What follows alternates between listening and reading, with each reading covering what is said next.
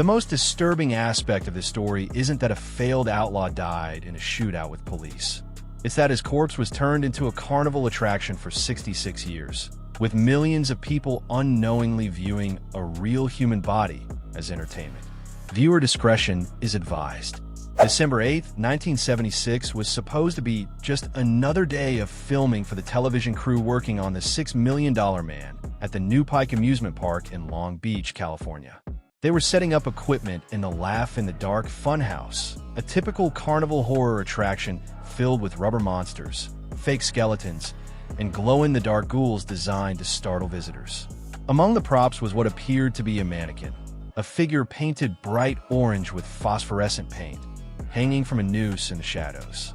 The crew needed to move the figure to make room for their cameras, so one of the workers grabbed what they assumed was a papier-mâché dummy and tried to reposition it. That's when the arm broke off, revealing something that would shock everyone present and launch one of the most bizarre investigations in American history. Inside the severed limb was unmistakably human bone. What they had been treating as a carnival prop was actually a mummified human corpse.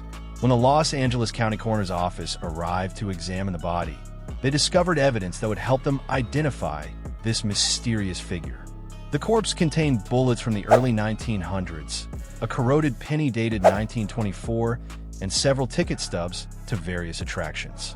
Most telling of all were the signs of tuberculosis in the lungs and a distinctive scar on the wrist.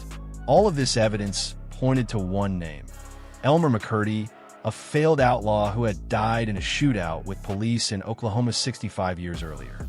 But how had Elmer McCurdy's body ended up as a funhouse prop in California?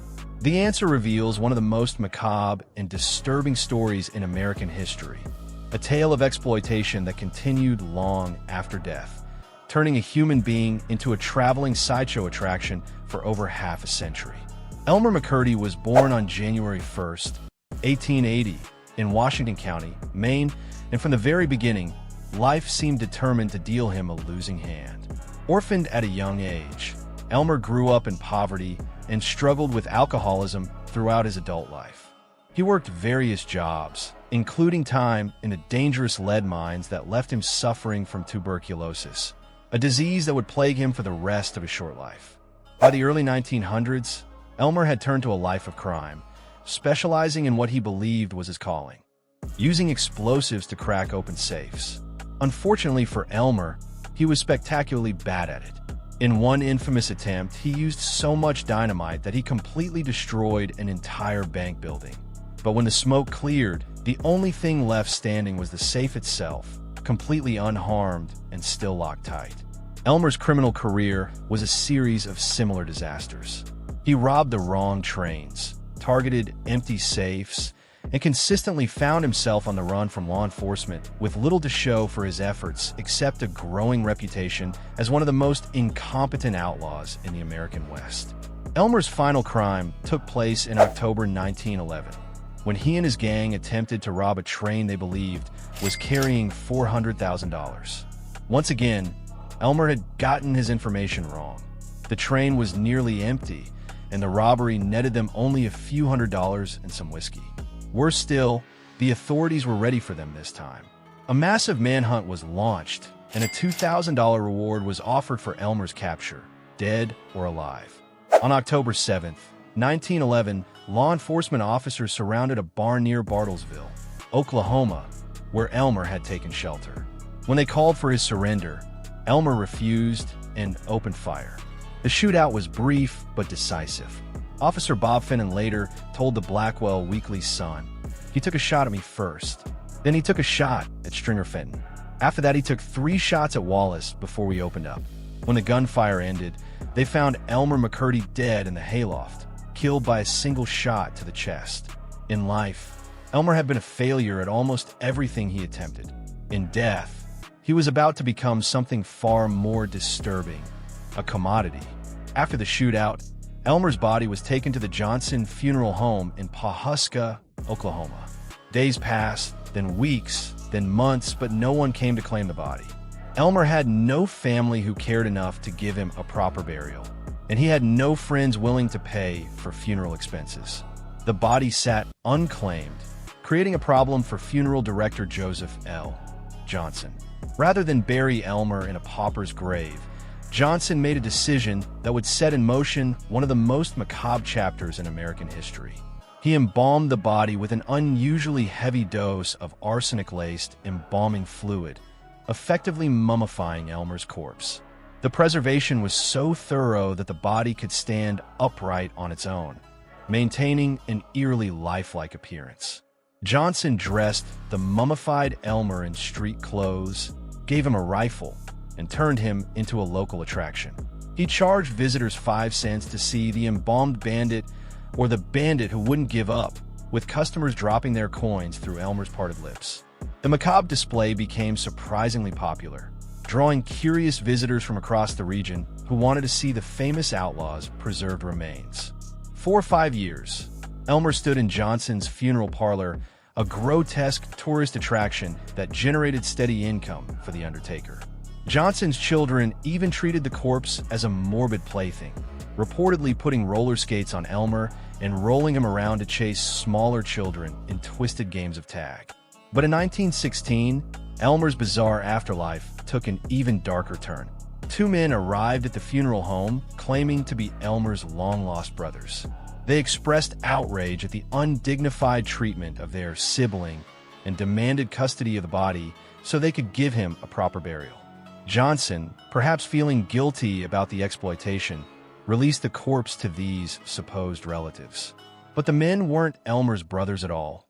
They were James and Charles Patterson, carnival promoters who had heard about the famous mummified outlaw and saw an opportunity for profit. Within weeks, Elmer McCurdy had been transformed from a funeral parlor curiosity into the star attraction of the Patterson traveling sideshow. Billed as the outlaw who would never be captured alive, Elmer's mummified body became the centerpiece of a carnival lineup that included bearded ladies, 5-legged pigs, and other human curiosities.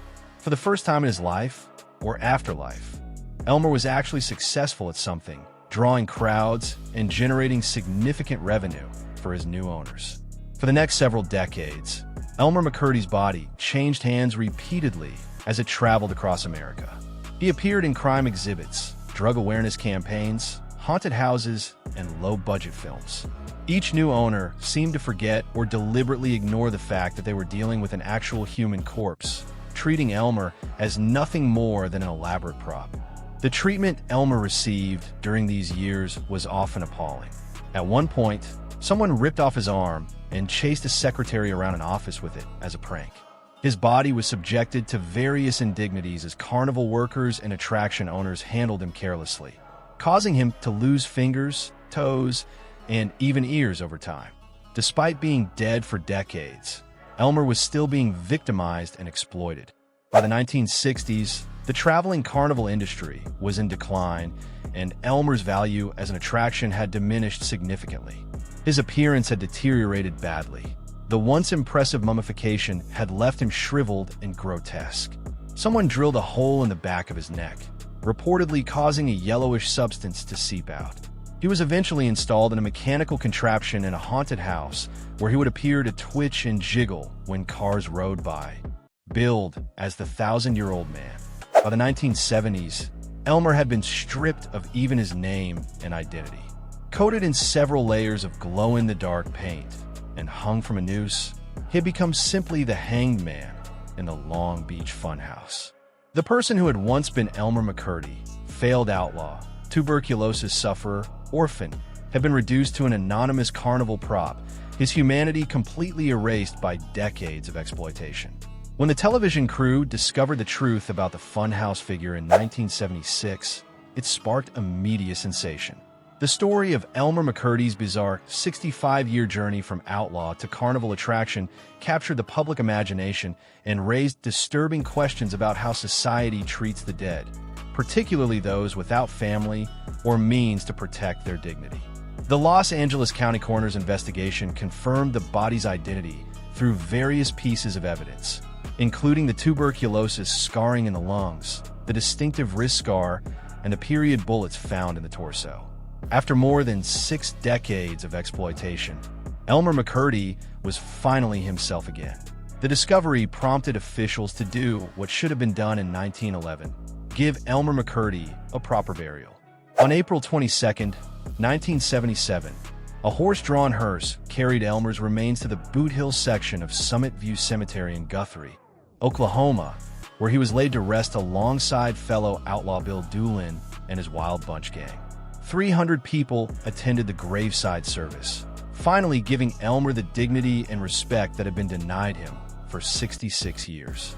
To ensure that Elmer would never again be disturbed or exploited, officials took an extraordinary precaution.